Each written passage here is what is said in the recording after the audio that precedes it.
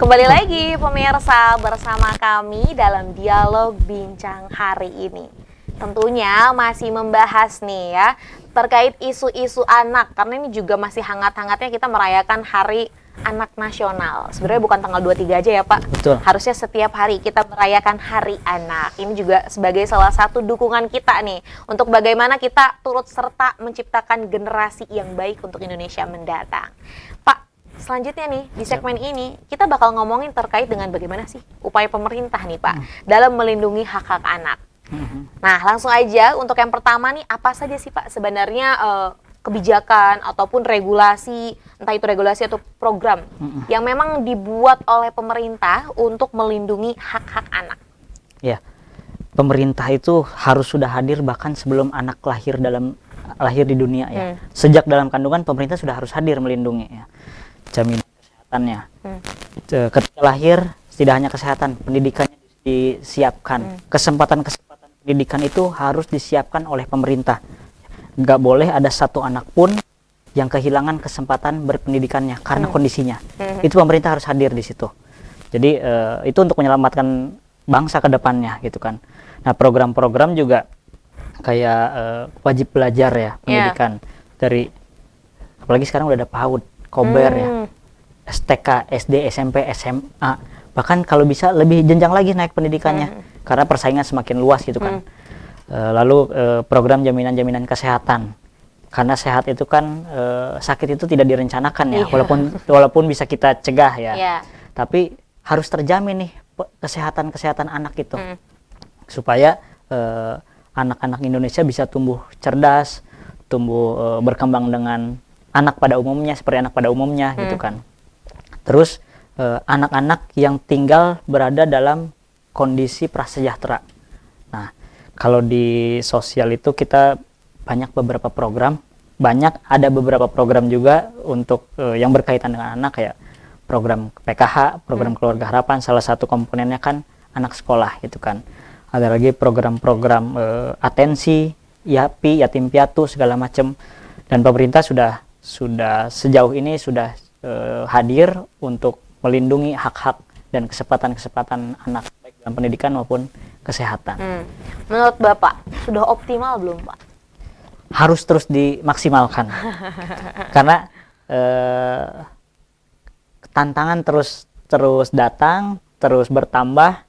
Kalau kita merasa cukup dengan program yang dilaksanakan sekarang, ya akan ketinggalan kita dengan negara lain gitu kan. Gitu. Nah, selaku orang yang memang berkecimpung di dunia yang memang khusus perlindungan anak nih Pak ya, ada nggak sih program-program lain yang mungkin ini bisa dibentuk, diinisiasi oleh pemerintah, salah satunya untuk melindungi hak-hak anak?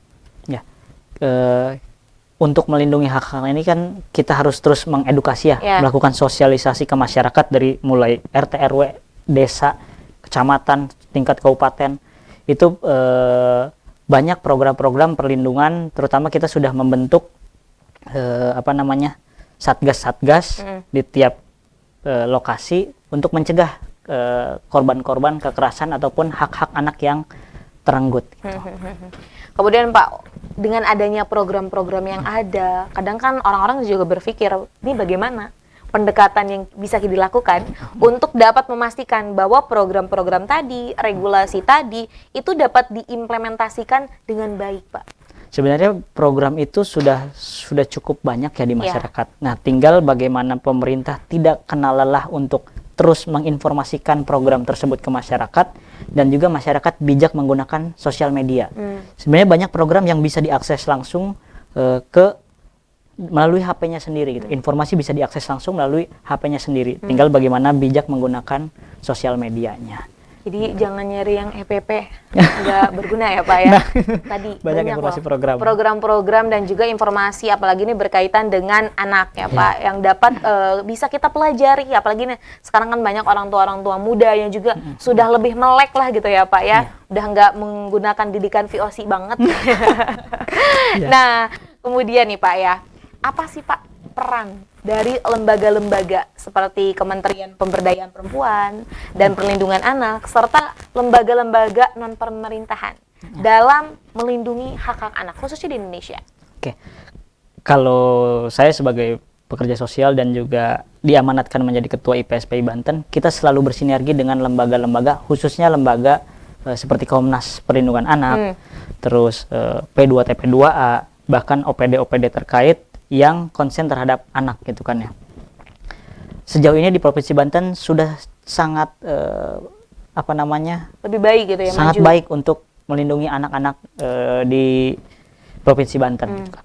Mulai dari ketika pencegahannya, langkah preventifnya, lalu ketika ada case-case tentang anak, mereka hadir gitu kan, bersama hadir, kita melakukan pendampingan, kita melakukan advokasi sosial, advokasi ada hak-hak anak yang terenggut dari kondisi tersebut, kita advokasi bersama dengan lembaga-lembaga tersebut, dan sampai pada proses reintegrasi sosial, proses pada anak kembali kepada masyarakat.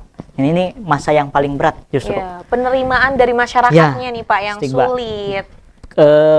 Langkah pemerintah dan lembaga saja tidak cukup untuk memulihkan kembali kondisi anak. Nah, masyarakat juga harus ikut serta, ikut berperan dalam memulihkan anak gitu. Karena yang paling berat itu melawan stigma. Nah, itu memulihkan stigma ketika anak tersebut berada di kondisi yang tidak seperti anak-anak lainnya, berada di kondisi yang tidak nyaman, menyeramkan, menyedihkan gitu.